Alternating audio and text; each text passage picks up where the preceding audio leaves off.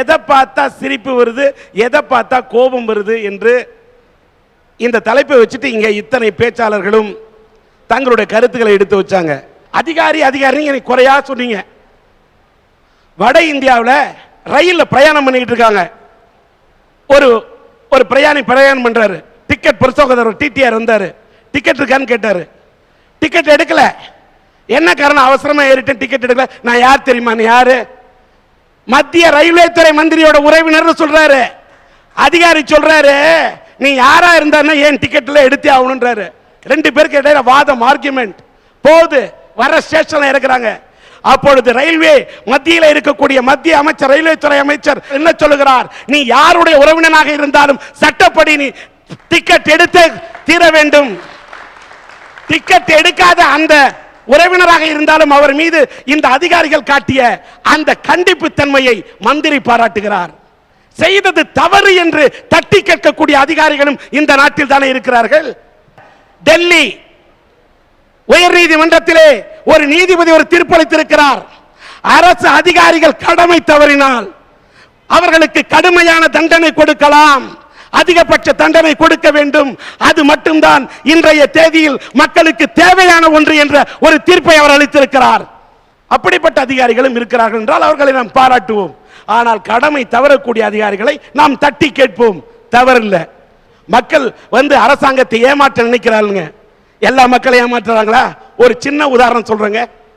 சுனாமியால பாதிக்கப்பட்ட ஒரு குடும்பத்தில் ஒரு பையன் சுனாமியில காணாம போயிட்டான்.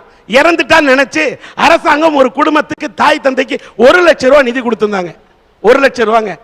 கொஞ்ச நாள் அந்த 1 லட்சம் ரூபாய் நிதியை பெற்ற பிறகு திடீர்னு காணாமல் போன மகன் கிடைத்து விடுகிறான்.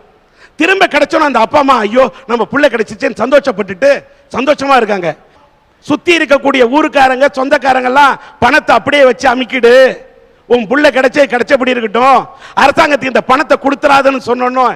ஆனால் அந்த தாயும் தந்தையும் என் மகன் கிடைத்ததே பெரும் அதிர்ஷ்டம், இவனே பல லட்சம், எனக்கு இந்த லட்சம் வேண்டாம், இது அரசுக்கு இருந்தால் மற்றவர்களுக்கு பயன்படும் என்று சொல்லி அந்த 1 லட்சம் ரூபாயை அரசுக்கு திரும்பி கொடுத்திருக்கிறது அந்த குடும்பம். அவர்களுக்கு உறுதுணையாக இருந்தது யார் தெரியுமா? ஒரு பத்திரிகை, ஒரு நிருபர். அப்படிப்பட்ட நல்ல பத்திரிகைக்காரர்களும் இருக்கிறார்கள். அசாம் கணபரிஷத் என்ற அந்த ஒரு மாணவர்கள் ஒரு பத்திரிகை கையெழுத்து பிரதி நடத்தி அவங்க பத்திரிகையில அந்த மக்களுக்கு ஒரு விழிப்புணர்ச்சி ஊட்டினாங்க. பின்னாடி அந்த பத்திரிகை பெரிய அளவில் தொடங்கப்பட்டு மாணவர்கள் கையில் ஆட்சியே வரக்கூடிய அளவிற்கு அங்கே ஒரு அரசியல் மாற்றத்தை கொண்டு வர காரணமாக இருந்ததும் இதே பத்திரிகை தான். அப்படிப்பட்ட பத்திரிகைகளும் நாட்டில் இருக்கு. பஞ்சாப் பகுதியில் இருக்கக்கூடிய காலிபன் ஆற்றிலே இருந்த தூரை சேற்றை வாரி எடுத்து மக்களே சுத்தப்படுத்தி இருக்கிறார்கள். ஒரு அரசாங்கம் செய்ய வேண்டிய வேலையை ஒரு பொதுமக்கள் செய்தார்கள். எந்த பத்திரிகையாவது அதை பெரிதுபடுத்தி போட்டார்களா என்று நான் கேள்வி கேட்கவில்லை. இந்த நாட்டின் ஜனாதிபதியாக இருந்த அப்துல் கலாம் கேள்வி கேட்கிறார். என்ன அற்புதமான கேள்வி! பத்திரிகையாளர்களே, நல்ல பத்திரிகைகள் இருக்கின்றன, அவர்கள் பாராட்டுகிறோம். அதே நேரத்தில் மற்றவர்கள் கூட மக்களுக்கு விழிப்புணர்ச்சி ஊட்டக்கூடிய நல்ல விஷயங்களை போட வேண்டும் என்பதை இந்த அரட்டை அரங்கத்தின் மூலம் எங்களது கோரிக்கையாக வைக்கிறோம்.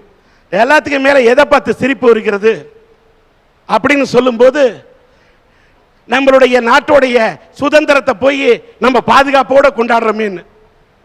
ஜவஹர்லால் நேரு அவர்கள் பிரதம மந்திரி ஆகிறாரு. இந்தியாவுக்கு ஒரு பொதுக்கூட்டத்துக்கு போயிருக்காரு. கீழே இருக்கக்கூடிய ஒரு பிரஜா மக்கள் பார்த்து ஒரு கேள்வி கேட்கிறான். என்னங்க பெருசா சுதந்திரம் கிழிச்சிருச்சு, நம்ம வாங்கின சுதந்திரத்தில் என்ன இருக்கு என்று கேள்வி கேட்கும் போது ஜவஹர்லால் நேரு சொல்லுகிறார். என்ன சொல்றார்? இந்த உலகத்திலேயே ஒரு பேரும் புகழும் பெற்ற ஜனநாயக நாடு என்று பெயர் பெற்ற இந்தியாவின் பிரதமராகிய என்னை பார்த்து ஒரு சாதாரண குடிமகனாக இருந்து நீ ஒரு கேள்வி கேட்கிறாயே, இந்த கேள்வி கேட்கும் உரிமையை உனக்கு பெற்று தந்ததே இந்த நாட்டின் சுதந்திரம் என்று சொல்லுகிறார். உலகத்திலேயே இந்தியா மட்டும்தாங்க இன்னைக்கு தேர்தல் முறையை முறைப்படி நடத்தக்கூடிய தேர்தல் கமிஷனை நம்மிடத்திலே இருக்கக்கூடிய ஒரே நாடு, உலகத்திலே மார்த்தட்டி நிற்கக்கூடிய நாடு இந்தியா. தேர்தலை டிக்ளேர் பண்ண உடனே எல்லா அதிகாரமும் தேர்தல் கமிஷன் கையில் வருது. முறைப்படி குறித்த தேதியில் தேர்தல் அப்படி நடத்தி முடிக்கப்படுகிறது இந்தியாவிலே. மறுக்க முடியுமா? எந்திர பதிவு வைத்திருக்கக்கூடிய அமெரிக்காவிலேயே ஜார்ஜ் புஷ் அங்கே ஜனாதிபதியா இல்லை அல்கோர் ஜனாதிபதியா என்ற குழப்பம் வந்து விட்டது. ஆனால் இந்தியாவின் இந்த தேர்தல் அமைப்பை பார்த்துவிட்டு ஜார்ஜ் புஷ்ஷை வியந்திருக்கிறார். அமெரிக்க ஏகாதிபத்தியமே வியந்து பார்த்தது இந்தியாவின் தேர்தல் கமிஷனை பார்த்து என்று சொன்னார். மறுக்க முடியுமா? இது இந்தியா ஜனநாயக நாடு. மதவாதம் தலை தூக்கியது, தீவிரவாதம் தலை தூக்கியது. வெட்கப்படுகிறேன், வேதனைப்படுகிறேன். கண்ணாடி கூண்டுக்குள்ளே இருந்து கொடியேற்றுகிறோம். ஆனால் நான் சொல்லுகிறேன், கண்ணாடி கூண்டுக்குள்ளே நின்றாவது இப்படி தீவிரவாதம் தலை தூக்கி ஆடினாலும் இந்திய தேசத்தின் கொடியை பறக்க விடுவோம் என்று போராட்டம் நடத்தி போராளியாக இருந்தாவது கூட சுதந்திர தினம் கொண்டாடப்படுகிறதே. என் இந்தியா கூட வல்லரசாக நல்லரசாக மாறும் என்ற நம்பிக்கை உங்களை போன்ற நல்லோர் இதயங்களுக்கு இருக்கிறது. அவர்கள் மீது கோபம், இவர்கள் மீது கோபம் என்று சொல்லி முதலில் நாம் நம்மை திரித்துக் கொள்ள வேண்டும். நாம் நல்ல மனிதர்களாக இருக்க வேண்டும். ஒரு நல்ல வீட்டை உருவாக்கினால்தான் ஒரு நல்ல நாட்டை உருவாக்க முடியும். அதனால் யார் மீதும் யாருக்கும் கோபம் என்று சொல்வதை விட முதலில் நம் மீதே நாம் கோபப்பட்டு நம் மீதே நாம் சிரித்து பார்த்து நாம் சிந்திக்கக்கூடியவர்களாக மாறிவிட்டால் வல்லரசாக இந்தியா மாற வேண்டும். United States of India, USA என்று சொல்லி விடைபெறுகிறேன். நன்றி, வணக்கம். இன்றைக்கு நின்று சன் டிவியுடைய அரட்டை அரங்கத்தை நடத்துவதில் மிக்க மகிழ்ச்சி அடைகின்றேன். எப்படிப்பட்ட மாநகரம்! எத்தனையோ மாமன்னர்களின் வாழ்வையும் வீழ்ச்சியும் நிர்ணயம் செய்த இந்த டெல்லி மாநகரம். ஆம், மகாபாரதத்திலே இந்திரபிரஸ்தா என்று அழைக்கப்படக்கூடிய மாநகரம் இது. இங்கே குத்புதீனில் தொடங்கி முகமதிய மன்னர்கள், கில்ஜி வம்சத்தினர், முகமது பின் துக்ளக் போன்றவர்கள் இந்த டெல்லியை ஆண்ட நகரம் தான். அப்படிப்பட்ட டெல்லி மாநகரம் இது 1803ஆம் ஆண்டு ஆங்கிலேயர்களால் கைப்பற்றப்பட்டு 1911ஆம் ஆண்டு கொல்கத்தாவிலிருந்து டெல்லிக்கு தலைநகரமாக வெள்ளைக்காரர்களால் மாற்றப்பட்டு இன்று வரை இந்தியாவின் மாபெரும் தலைநகரமாக இந்த டெல்லி மாநகரம் இருந்து கொண்டிருக்கிறது. இதனுடைய அருமை பெருமைகளை நான் எடுத்துச் சொல்ல வேண்டும் என்று சொன்னால் உங்களுக்கு தெரியாததை நான் சொல்ல போவதில்லை. இருந்தாலும் உலகத்தையே வியக்க வைக்கக்கூடிய அத்தனை அற்புதங்கள் நிறைந்திருக்கக்கூடிய இந்த தலைநகரம், இந்த தலைநகரிலே இந்தியாவில் இருக்கக்கூடிய அத்தனை மாநில மக்களும் சரிசமமாக வாழக்கூடிய ஒரு நகரமாக இந்த டெல்லி மாநகரம் இருக்கிறது என்று சொன்னால் மிகையாகாது. இங்கே மதங்கள், இனங்கள், மொழிகள், நிறங்கள் எதையும் பார்க்காமல், இனத்தை பார்க்காமல் இதயங்களை பார்த்து மக்கள் வாழக்கூடிய ஒரு தலைநகரமாக இந்த டெல்லி மாநகரம் இருந்து கொண்டிருக்கிறது. இங்கே பார்க்க வேண்டிய இடங்கள் என்று சொன்னால் எத்தனையோ.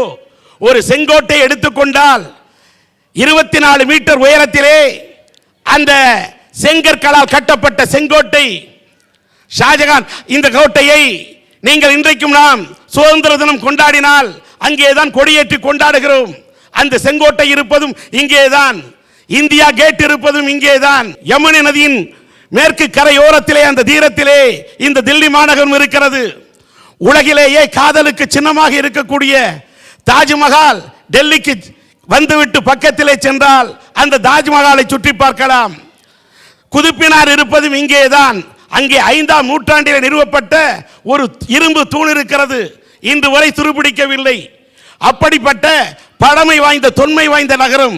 இங்கே இல்லாத கோவில்கள் இல்லை. மலை மந்திர் என்று அழைக்கக்கூடிய முருகன் கோவில் தொடங்கி, பெருமாள் கோவில் தொடங்கி, மாரியம்மன் கோவில் தொடங்கி, விநாயகர் கோவில் வரை, இங்கே பிர்லா மந்திர், லட்சுமி நாராயணனுடைய கோவில் இருக்கக்கூடிய அளவுக்கு அத்தனை புனித தலங்களும் இங்கே இருக்கின்றன. ராஜ்காட்டில் இருந்து தொடங்கி தீன்மூர்த்தி பவன், நேஷனல் மியூசியம், விமானப்படையுடைய அருங்காட்சியகம் என்று எத்தனையோ அருங்காட்சியகம். சாண்டி வனத்திலே மறைந்துவிட்ட ஜவஹர்லால் நேரு, முன்னாள் பிரதம மந்திரி நம்முடைய இந்திரா காந்தி அம்மாள், லால் பகதூர் சாஸ்திரி போன்றவர்களுடைய சமாதிகள் இருப்பதும் இந்த டெல்லி மாநகரத்தில் தான். இப்படி இந்த மாநகரின் பெருமையை பறைசாற்ற வேண்டும் என்று சொன்னால் நேரம் போதாது. அப்படி எத்தனையோ அருமை பெருமை சரித்திர புகழ் வாய்ந்த எத்தனையோ சின்னங்கள். ஏன் ஒரு காதலுடைய காதல் மனைவிக்காக ஷாஜகான் கட்டினான் அன்றைக்கு தாஜ்மஹால். அதற்கு முன்பே தன்னுடைய காதல் கணவனுக்காக, ஹுமாயூனுக்காக ஹாஜிம் பேகமால் கட்டப்பட்ட செங்கற்களால் கட்டப்பட்ட சமாதியும் இங்கேதான் இருக்கின்றது. இப்படி இத்தனை புகழ் வாய்ந்த இந்த டெல்லி மாநகரத்திலே இந்த சன் டிவியினுடைய அரட்டை அரங்கத்தை நடத்துவதில் மிக்க மகிழ்ச்சி அடைந்து இந்த தலைநகரம் இந்த மண்ணை தொட்டு வணங்கி இந்த சன் டிவியினுடைய அரட்டை அரங்கத்தை தொடங்குகின்றோம்.